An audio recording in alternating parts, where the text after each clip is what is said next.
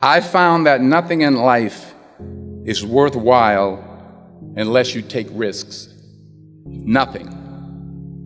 Nelson Mandela said, "There is no passion to be found playing small and settling for a life that's less than the one you're capable of living." Now, I'm sure in your experiences in school and applying to college and picking your major and deciding what you want to do with life, I'm sure people have told you to make sure you have something to fall back on. Make sure you got something to fall back on, honey. But I never understood that concept, having something to fall back on. If I'm going to fall, I don't want to fall back on anything except my faith. I want to fall forward. I figure at least this way I'll see what I'm going to hit. Fall forward. This is what I mean. Reggie Jackson struck out 2,600 times in his career, the most in the history of baseball. But you don't hear about the strikeouts. People remember the home runs. Fall forward. Thomas Edison conducted 1,000 failed experiments. Did you know that? I didn't know that. Because the 1,001st was the light bulb. Fall forward. Every failed experiment is one step closer to success. You've got to take risks, and I'm sure you've probably heard that before, but I want to talk to you about why that's so important. First, you will fail at some point in your life. Accept it. You will lose. You will embarrass yourself. You will suck at something. There's no doubt about it. And I know that's probably not a traditional message for a graduation ceremony, but hey, I'm telling you, embrace it, because it's inevitable. And I should know. In the acting business, you fail all the time. Early on in my career, I auditioned for a part in a Broadway musical. Perfect role for me, I thought, except for the fact that I can't sing. So I'm in the wings, I'm about to go on stage, but the guy in front of me, he's singing like Pavarotti. He's just, and he's just going on and on and on, and I'm just shrinking, I'm getting smaller and smaller. So they say, "Oh, thank you very much, and you'll be hearing from us." So I come out with my little sheet music, and it was Just My Imagination by the Temptations. That's what I came up with. So I hand it to the accompanist, and she looks at it and looks at me and looks out at the director and was like, "All right." So I start, I'm gonna sing. I'm like, "It's just my imagination once again, and then coming away with me." And I'm not saying anything, so I'm thinking I'm getting better. So I start getting into it. It was just my imagination. Running. They say, "Oh yeah, thank you very much, Mr. Washington. Thank you." So I assumed I didn't get the job. But the next part of the audition, he called me back. The next part of the audition is the acting part of the audition. Now I'm like, hey, okay, maybe I can't sing, but I know I can act. So they pair me with this guy, and again, I didn't know about musical theater. And musical theater is big, so they can reach everyone all the way in the back of the stadium. And I'm more from a realistic, naturalistic kind of acting where you actually talk to the person next to you. So I don't know what my line was. My line was, "Well, hand me the cup." And his line was, "Well, I will hand you the cup, my dear. The cup will be there to be handed to you." I said, "Oh, okay." "Well, should I give you the cup back?" "Oh, yes, you should give it back to me, because you know that is my cup and it should be given back to me." I didn't get the job. But here's the thing. I didn't quit. I didn't fall back. I walked out of there to prepare for the next audition, and the next audition, and the next audition. I prayed.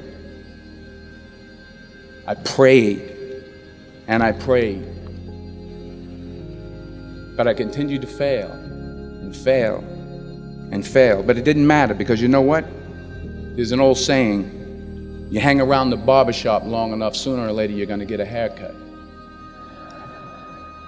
So you will catch a break, and I did catch a break.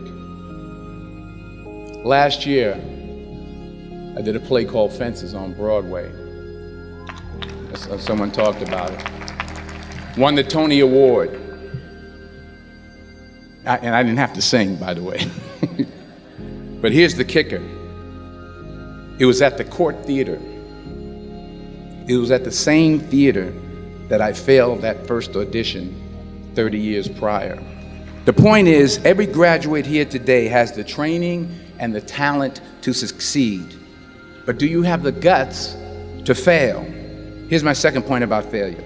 If you don't fail, you're not even trying.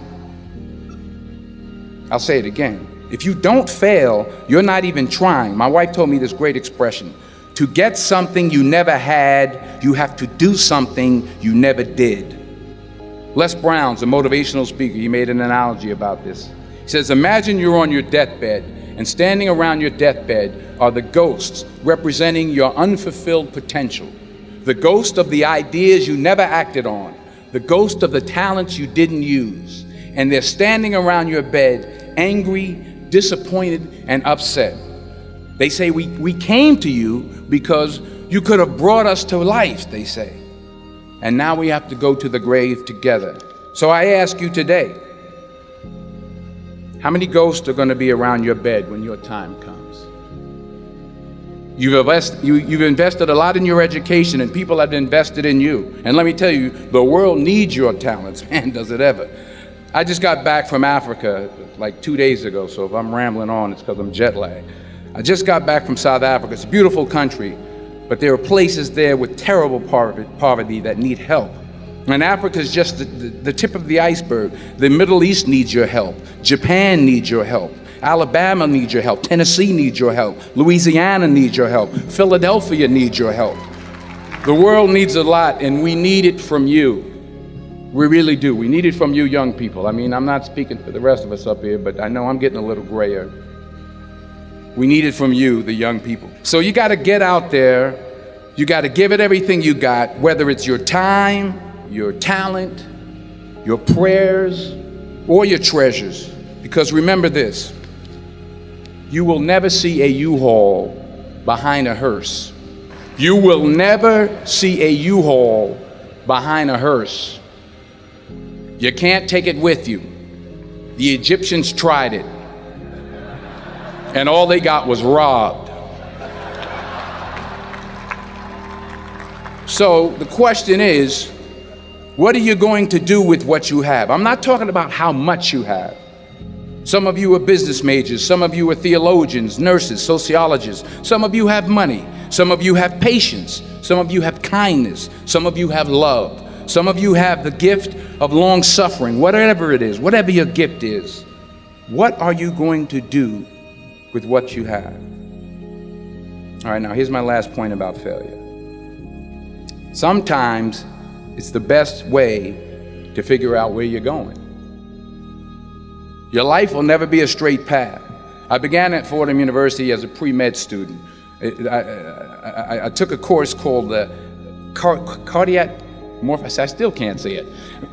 Cardiac morphogenesis. I couldn't read it, I couldn't say it, I sure couldn't pass it. So then I decided to go into pre-law, then journalism. And with no academic focus, my grades took off in their own direction. Yeah, down. I was a 1.8 GPA one semester, and the university very politely suggested that it might be better to take some time off. I was 20 years old. I was at my lowest point. And then one day, and I remember the exact day, March 27th, 1975, I was helping my mother in her beauty shop. My mother owned a beauty shop up in Mount Vernon. And there was this older woman who was considered one of the elders in the town. And I didn't know her personally, but I was looking in the mirror, and every time I looked at the mirror, I could see her behind me, and she was staring at me. She just kept looking at me. Every time I looked at her, she kept giving me these strange looks. So she finally took the dryer off her head and said, she said something I'll never forget. First of all, she said, somebody give me a piece of paper. Give me a piece of paper. She said, young boy, I have a prophecy, a spiritual prophecy. She said, you are going to travel the world and speak to millions of people. Now, mind you, I'm 20 years old. I'm flunked out of school. In fact, like a wise ass, I'm thinking to myself, maybe she's got something in that crystal ball about me getting back into school next fall.